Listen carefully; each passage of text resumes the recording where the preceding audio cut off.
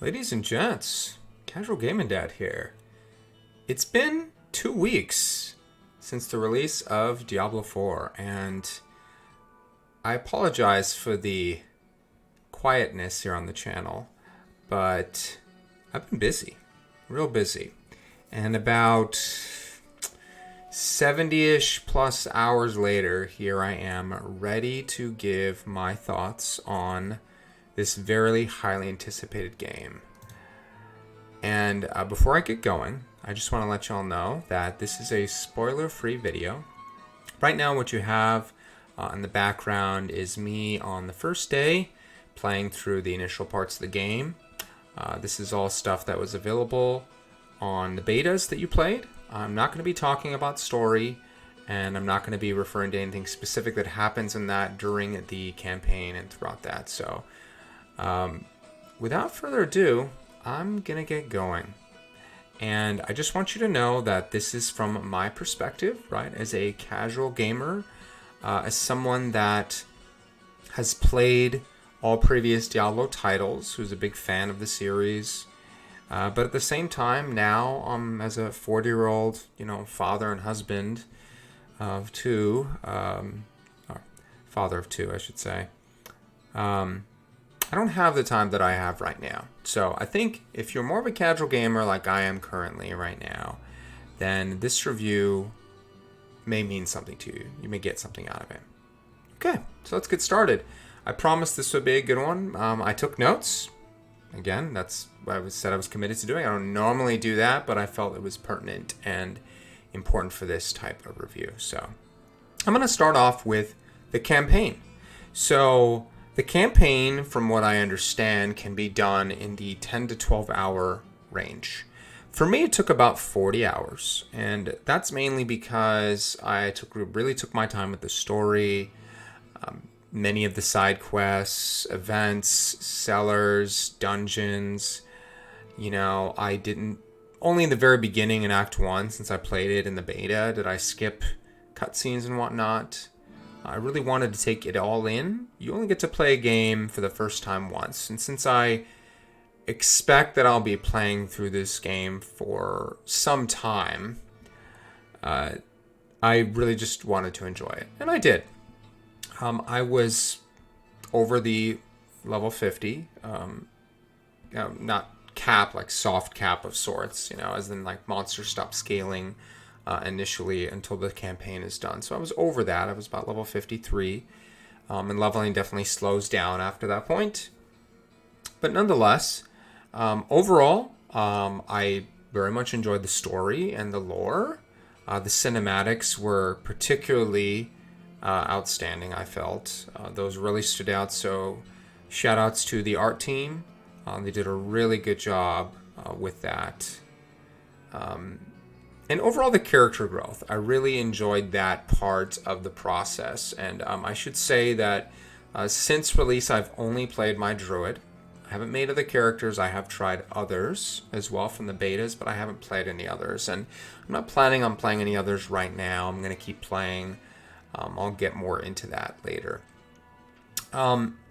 Some, what I feel are somewhat nitpicks, but nonetheless important, were one of the acts, without stating which one, was extremely short, and that broke the pacing a bit, which, to be fair, was in a way fixed immediately afterwards during the following act, but it just felt odd and a little bit out of place, especially compared to the rest of the game.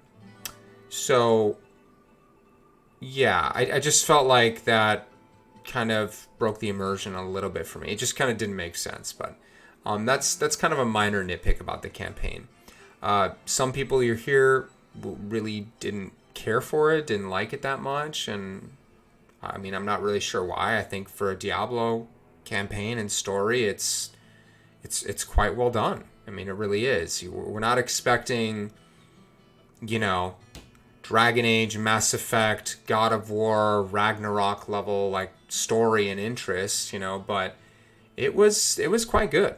It really was. And if you do play the game, I would encourage you to consider taking your time like I did. I think you'll enjoy it a lot more if you look around and you pay attention to the little details that much of the team really put in a lot of effort and work into. Okay. Now, before I get into other categories, I did want to put monetization up next because I know this is a sticking point for a lot of people. So much so that the game has recently been getting review bombed on some sites like Metacritic and whatnot. So let's get this out of the way. I'm not a fan of the cash shop or battle passes, okay? But I accept that this is part of modern gaming, despite the fact that I'm not a fan of it, and I really would love for it to not be. On a positive note, the shop in its current state is not intrusive at all. The game never really directed me to click on the shop, much like other games have, including Diablo Immortal. Another similar game that I tried was Torchlight Infinite. Pretty recently, I tried to start that game up twice, and I gotta tell you, it just really... The shop and all of the battle pass and it constantly asking you to unlock things and whatnot just really took away from the gameplay. I just really couldn't get into it. So that remains to be seen with the battle pass after season 1. So I'll probably talk a little bit about that later. But the state of the game right now, I did look at the shop because I was just visually curious. I wanted to see what it looked like. But I haven't looked again since then. So it's just there. You don't have to use it. It is what it is. I'm not a fan of their pricing. I think they're wildly too much. I think they could do a little better with that. But that's not up to me. And let's be real, it's not up to the devs either. So I'm not going to punish them for that. The game is really fun. It doesn't take away from the game. Okay. So now that that's out of the way, let's talk a little bit about classes. As I said earlier, I only played the Druid since release, but I did feel a lot more powerful. So I wanted to talk about class growth. I mentioned that earlier. I felt a lot more powerful as my build grew, and I found legendary powers that really brought the character together. And I think there's lots of build diversity in this game. I feel like the Druid especially has a lot of build diversity. I started off as Storm. Excuse me. And then I found some powers that made sense for me to try Earth with Landslide. And so I did, and I used that for a while, for like 20, 30 levels. And then I switched back to Storm again. And then I found some other equipment again that had me switch to another Earth mixture, like Trample, like Slide type build with Landslide and Trample. And now I have a mixture of a little bit of Storm, a little bit of Bear, even a little Werewolf. I mean, so all the builds I've tried with the Druid they all worked. And they're all really interesting. And again, I really think the skill tree is pretty well designed in a way that as you put in more points and you get to certain key points, ironically enough, your key passive, for example, for me, for the Druid, was a huge turning point for the build. All the builds that I tried, and I felt like they really came together quite well then. So while some classes may be a little slower to start, like the Druid and the Barbarian, they do come together really well and felt very powerful. My close friend is a Barbarian, and he's very, very strong. I think he does more damage than me. I might be a little tankier and whatnot. But nonetheless, we both play pretty well. And so I think so far the classes look and feel pretty good. From what I played from the other classes during the betas, they felt good too. I see lots of people playing all the other classes. The Sorceress seems to be the most popular right now. And I think it's in a really good state for a base game. I do. I think that balancing is going to be an ongoing thing that they're going to have to do. They've already done some nerfs and some changes, and I think it makes sense. I'm kind of glad they did it early on. Some people were upset about it, and I can understand that. But at the same time, it's better they do this earlier than later, right? Okay. Next topic I want to talk about is PvP. So I am not a PvP fan, but I will say it does seem interesting, and I may try it out more. I did have to go to the Fields of Hatred at some point, and it was a little bit, what was interesting to me about it was going through it. I felt a little daunting because I just really didn't know if I was going to get jumped or attacked. And I was just doing stuff there, kind of seeing what it was like. And then I did eventually get jumped. Some guy caught me off guard. And I even almost got him, but he got me. And something about it was a little exhilarating, I have to say. So I may revisit that again. But from what I see people saying that do like PvP, they do seem to like it. They do. There seems to be a smaller population of people who are playing it, but it looks really fun. So I may go back and revisit that later once I'm a little higher level. So there's that. Okay. Next thing I want to talk about is the Codex of Power. Now, for those of you who don't know, the Codex of Power is essentially what they did was they took a system that they had in Diablo 3 with Kanai's Cube, where you could incorporate 3 powers onto your character, not onto specific gear. And they evolved that. And so aspects are this idea from D3, but they're greatly improved. So imprinting on other rares or legendaries really adds a lot of build diversity and opportunity to making your character the way you want. And what's really great about it is you can find certain types of legendary powers and aspects on lots of different types of gear. So certain gear like your gloves, your weapon, rings, and amulet can have offensive powers, for example. And then other slots like your chest armor, your helmet, and your boots and your pants can have defensive. There's other ones for utility. So it's really nice, and I find it very interesting putting together builds and having to make decisions, because sometimes I'll find a new power and I'll really want to incorporate it, but I may have to sacrifice another power. And so I have to decide, do I want maybe more utility? Do I want more defense, more offense? And for a long time, I was just doing offense. And then as you level up and you get higher, you start to realize you need to make some concessions with damage. I mean, of course, depending on your class a bit more, but and take some defense. So I think it's really good. And it makes the game very interesting with builds and really adds to that build diversity. Okay. Next, I want to talk about item drops and itemization. So, legendaries start to drop a lot more as you get higher level. They don't fall from the sky like they did in D3, so I can say that. But I still feel like I would personally like to see them tune it down just a bit. I think it's pretty good.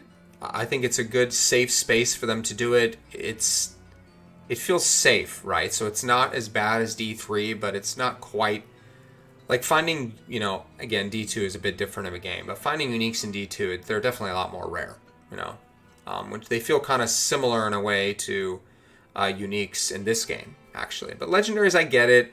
The powers are really important for a lot of builds.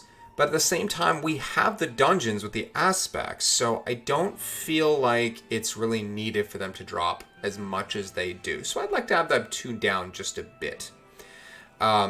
Uniques, again, on the other hand, definitely appear to be much more rare, which I do like. I'm really glad that they are pretty rare. I have found, I think, 5 or 6 myself. So far, I'm level 70. I don't think I've mentioned that already. I'm advanced to World Tier 4. I'm level 70. And I found about 5 myself. But some higher level uniques seem to be borderline impossible. Not impossible, but extremely, extremely rare. And I'm fine with this. I really am. I think it's okay for me to accept that I can play through a season and possibly never find an item.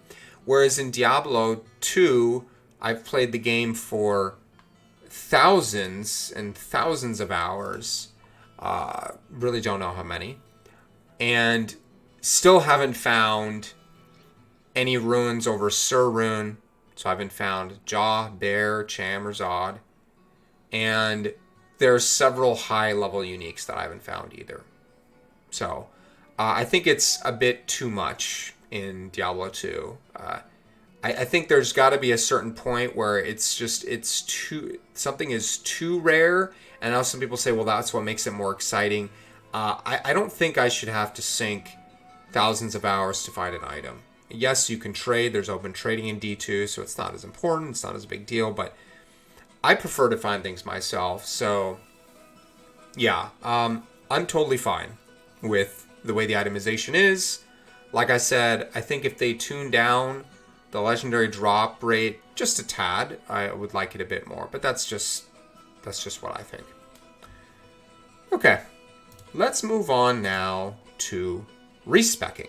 Okay, so they mentioned this before, that respecking at high level. Again, I'm level 70, so I'm not super high yet. But as of now, it doesn't seem to be an issue at all. I haven't really had any problems respecking. Even now, I feel like gold is plentiful enough where if I wanted to respec, I can't just respec over and over and over again, but I could respec every couple of hours probably if I really needed to. I could just pick up items, sell them for gold. Wouldn't be a huge deal. So, and I did a lot of breaking down of items, so I have lots of materials currently. So I could definitely sacrifice breaking things down and sell for gold and whatnot. So I don't think it'd be a huge deal. Okay. But nonetheless, I think it's pretty reasonable and fair. And I think between that and other systems in the game, such as the occultist, enchanting things, socketing things, unsocketing, like all those costs, there's enough gold sinks in the game where you can spend your gold if you need to, unless you're like really heavily farming and high level, like 90 to 100 plus, then you probably have a surplus of money. Okay, let's talk about the map. It's huge. It's massive. And until you play through it and cover the entire map, which I have, I mean, it's just massive. There's so much to do in this game. And it's definitely the best version of any Diablo game on launch in terms of things to do. There's still room for improvement, though. But I really feel that there's a very strong foundation in my eyes. And I think that's a great place for a fresh game like this to be in, They've already confirmed that there are not 2 expansions of the works. So this could be the first Diablo game that we get more than 1 expansion for. And I'm going to take it with a grain of salt, right? I'm cautiously optimistic, but Diablo 3 also originally had 2 expansions planned, which that changed. I don't think that's going to be the case with this game. This game is sold faster than any other Blizzard game in the history of the company. So I think that we've got a great start. Diablo 3 had a lot ups and downs in the beginning with a number of things, and the base game wasn't nearly this good. So not knocking D3. It just D3 got better with the expansion, and then it kind of fell from grace at that point with all the set items, the itemization, and just not as much to do. This game is a lot more. So I think we got a lot more going here. So I'm going to be positive. I'm going to be positive here with this. Okay. Next, I want to talk about Renown. Okay, Renown is an interesting feature that some players may care about more so than others, and others may not. Even if you don't, I do highly recommend obtaining at least the first 3 levels of Renown for each area while you're playing through the campaign. It'll upgrade your potion slots, and it'll give you 2 skill points per zone. So that'll take you all the way up to, well, actually, I don't want to say that because I don't want to potentially give anything away. But nonetheless, you will get because there's 5 zones in the game, right? So that's I'm just going to leave it at that. But you can gather Renown through uncovering the map. You can find the altars of Lilith. Those give you 10 Renown. Uncovering parts of the map gives you 5. Doing side quests gives you 20. Dungeons give you 30. Strongholds give you 100. And let me see. Dungeons, strongholds, side quests, uncovering altars. Oh, and then waypoints give you 20 each. I think that was the last. There's 6 things. Yes, I believe that's it. So if you want to get to level 5, you will need to do, even if you did everything except side quests, you will be a little bit short. Okay, you'll be a little bit short. So you will have to do some side quests, which is why I do recommend doing some while you're leveling, just because it'll save you the trouble of doing that. And you do get 4 Paragon points for that 5th level Renown. Currently, I only have 1 area that I have completed that in. I have 1 that I'm very close in, and then 3 others that I do need a little bit of work on. But I do have the first 3 levels and everything in the 4. I have the first 4 levels and everything, so I do have a little bit of work on that. I'm gonna have to go back and do some side quests and some of the latter acts. I spent more time in the first 2 than the others. And at that point, I was almost level 40 by the time I was done with Act 2. So I was like, okay, maybe I'm doing a little bit too much here. So anyways, those are my thoughts on Renown.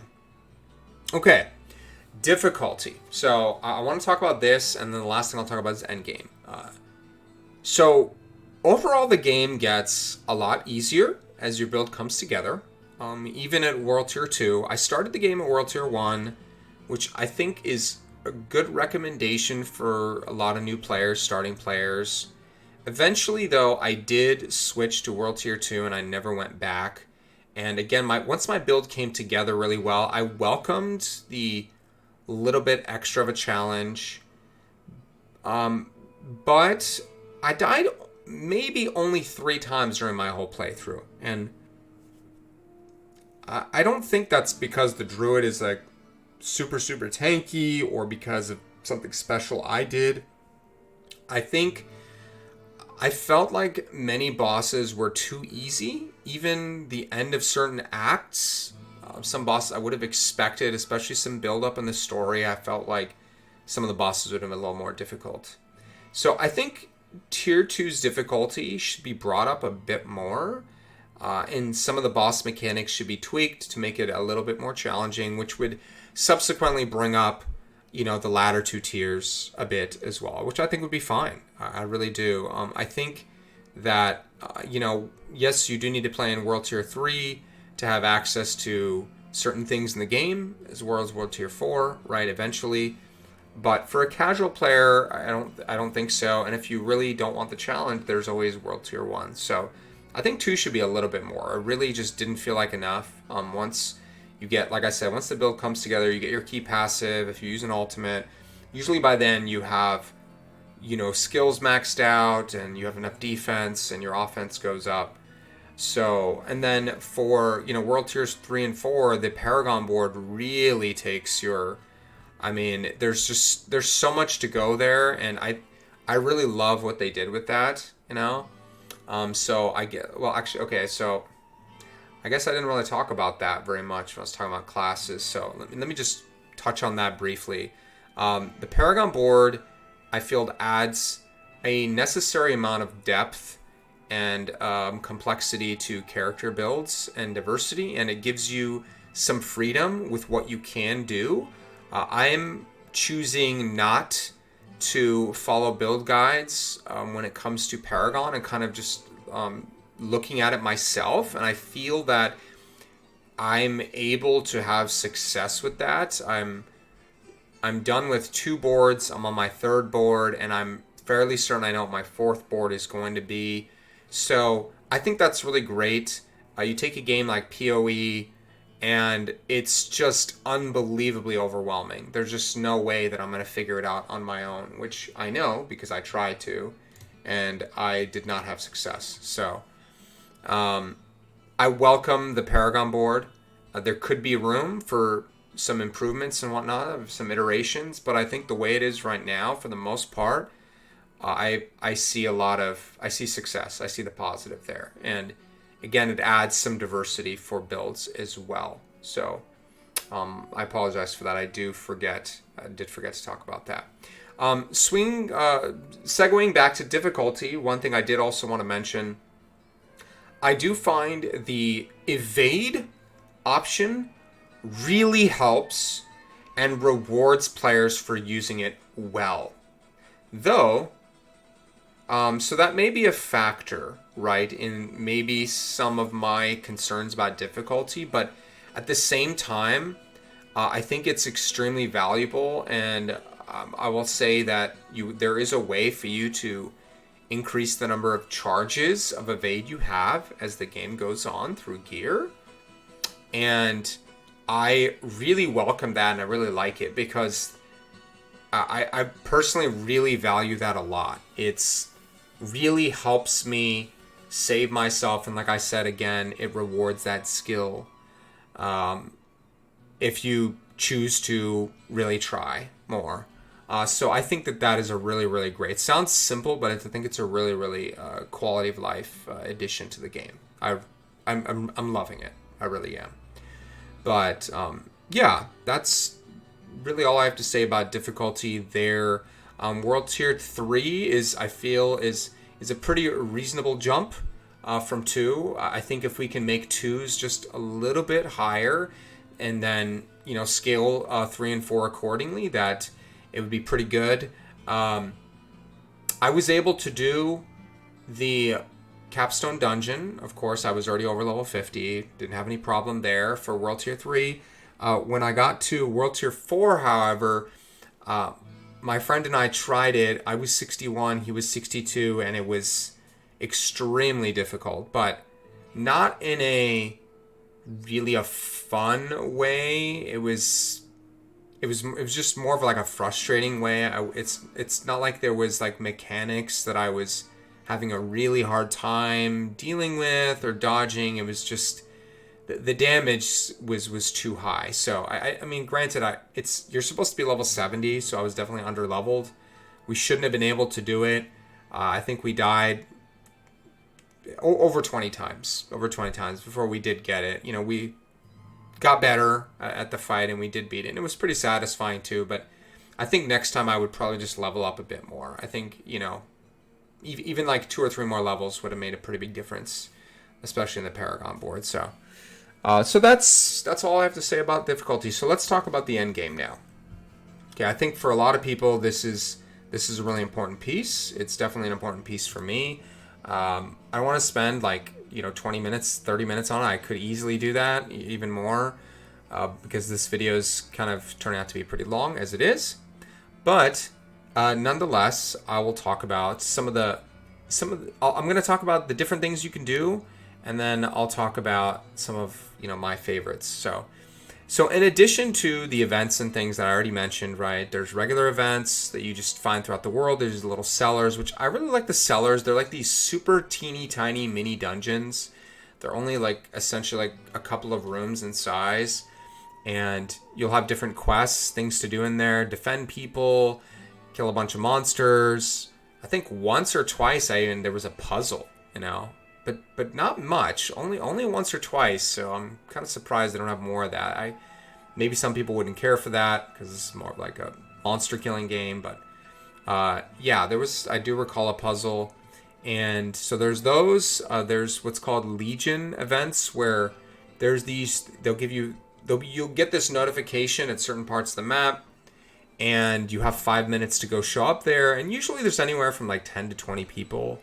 And it's essentially kind of like an outdoor mini raid of sorts. If I were to compare, if you've done a raid in, an MMO, for example, but instead of going around to a huge area and having to progress through a bunch of places, it's confined to a relatively smaller outdoor space, I'd say. Maybe 6 or 7 or maybe 8 screens worth of area, and you have to complete certain objectives involving killing lots of monsters, and they award quite a bit of EXP.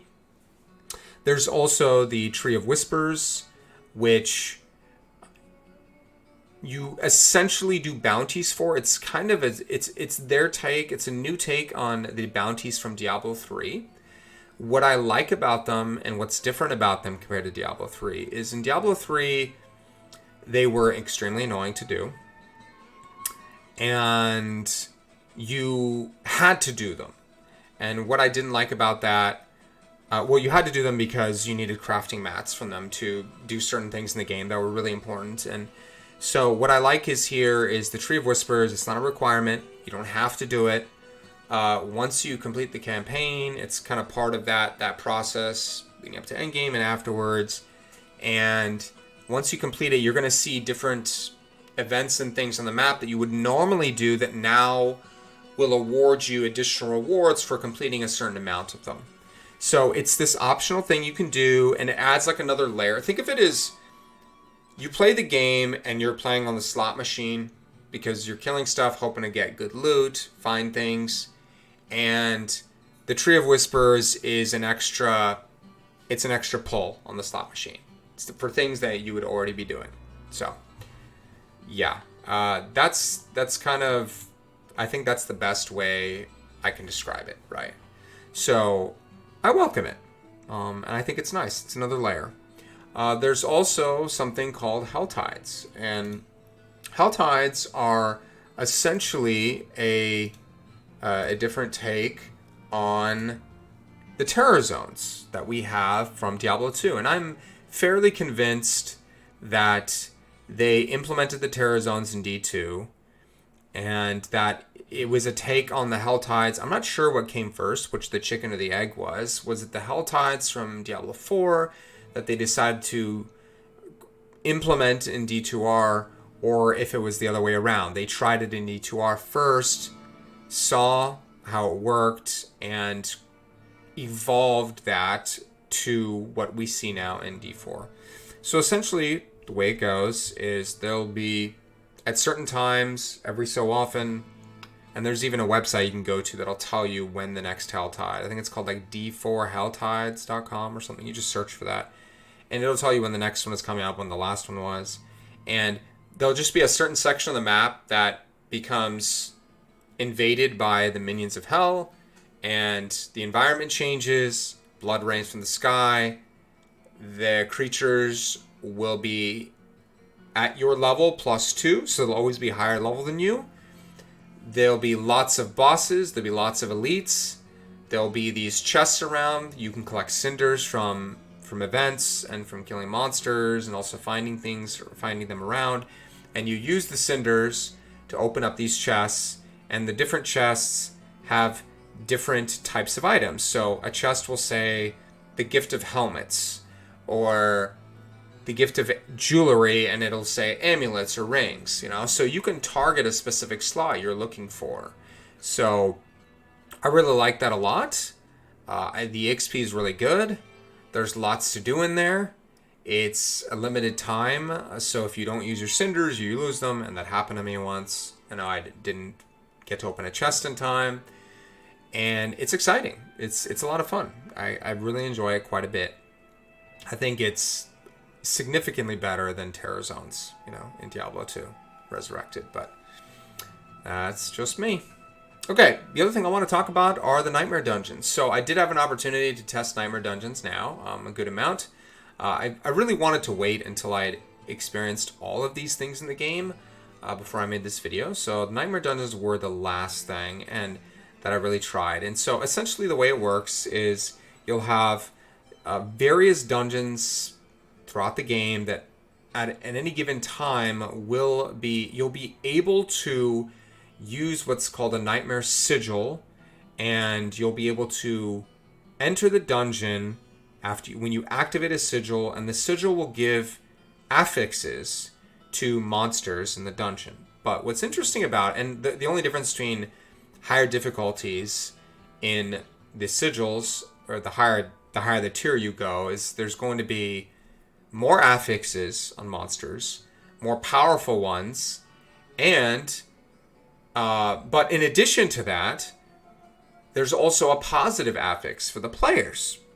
So for me, this is an interesting take on the idea of rifts, or even mythic dungeons of sorts, which I believe they took from rifts in Diablo 3 for World of Warcraft. So is you have the positive side. So some of them could say you do an extra 10% physical damage, or you have extra critical hit chance, or one of them says when you evade, when you use the evade, you leave behind a pool of poison that does this much damage to enemies. So there's a lot of really cool little positive affixes in addition to some of the negative ones. Some of the negative ones are really change the way you play quite a bit. And I'll just give a couple of examples. One of them, for example, is monsters that attack you from behind do double damage. I think it's like 100 or is it 150%? It's some crazy number. It's more than double, pretty sure. So when they hit you from behind, they do a lot more damage. So that can be pretty scary. One of them is monsters do double damage to barriers, right? So if you have a build that focuses on using barriers, then that's going to be a really tough affix for you. Maybe you don't want to do that dungeon, you know? And then there are others. There's ones where this rock formation that casts these AoE lightning attack will follow you. And so you have to keep an eye on that and make sure it doesn't hit you and evade it. There's this one that spawns these nightmare portals that spits out monsters. I really like that one a lot, not just because you get to see all these different monsters, even in places that are not native to them. I think they talked about that on one of the streams, but it adds more monsters for you to kill, so more density, more EXP. So I really like that one and I appreciate it a lot. So Nightmare Dungeons are great. I think they're pretty good. I think that we'll see how they handle the fact that you can only get certain dungeons at any given time. So right now there's like a fixed set of dungeons that you can do as Nightmare Dungeons, and they're planning on changing that every season, I believe is what they said.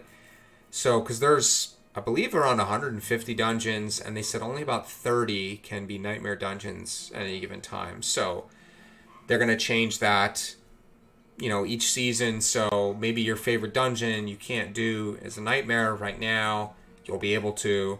But I think that way, you know, people wouldn't just farm the same dungeons over and over again, I guess. I'm not sure exactly what their intention with that is, but I think I'm fine with it for now. And I think that either way, that's something they can iterate on. You know, they can lift that restriction, they can increase the number, they can change that. So it's not something that I'm like really concerned or worried about. But overall, those are my thoughts on Diablo 4 in its current state. I'm not, I don't typically give a numerical number when I'm sharing my thoughts and opinions about things. I'm sure I'm going to get asked though, so I did think about it.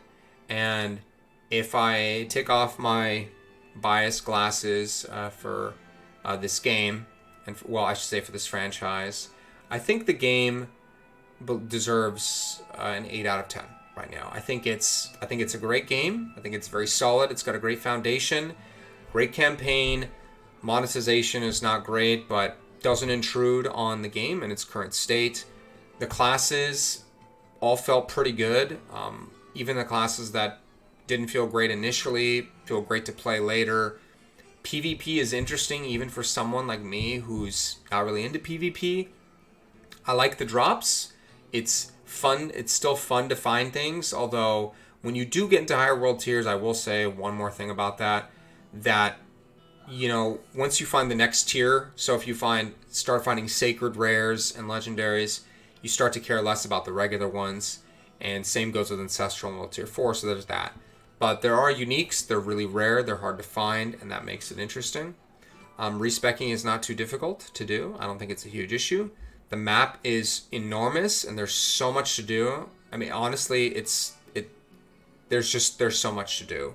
The Renown system is interesting and is rewarding. The difficulty could use a little bit of tuning, I think. Again, that's just my opinion, and that's just me as a casual too. You may feel differently. And I think the end game is very solid. For a base game, this is really, really good. It's great. And I hope that they build on the game. Now, some of the major complaints I'll say before I end the video, for a lot of people, some of the more hardcore players really wanted to see more innovation. They wanted Blizzard to not play it safe and take chances. They didn't. I can see both sides. I respect the fact that Blizzard played it safe. I'm personally okay with that. I think for most of you who are watching this video, if you've been listening on this, are going to agree that it's not going to matter. That it it doesn't matter for casual players. It's not going to. We didn't need innovation, really, for this game. I think they improved on what was already good in a number of ways, and I'm happy with that. But that's it. That's really all I got to say so far. I've already been rambling for 40 minutes on the dot now, and I think that's enough. I want to thank everyone for taking the time to listen to this video. I hope that you're enjoying the game.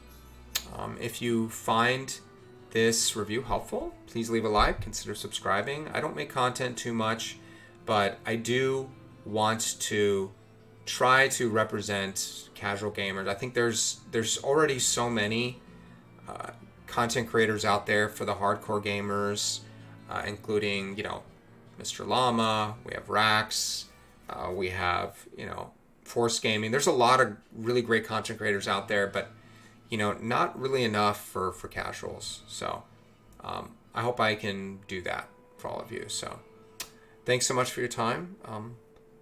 Let me know in the comments what you think about the game and what are your thoughts about some of the things I've shared. Do you agree, disagree? I'd love to hear it. I really do. And everyone's comments are welcome. But take care for now, and I'll see you in hell real soon. All right? Bye-bye.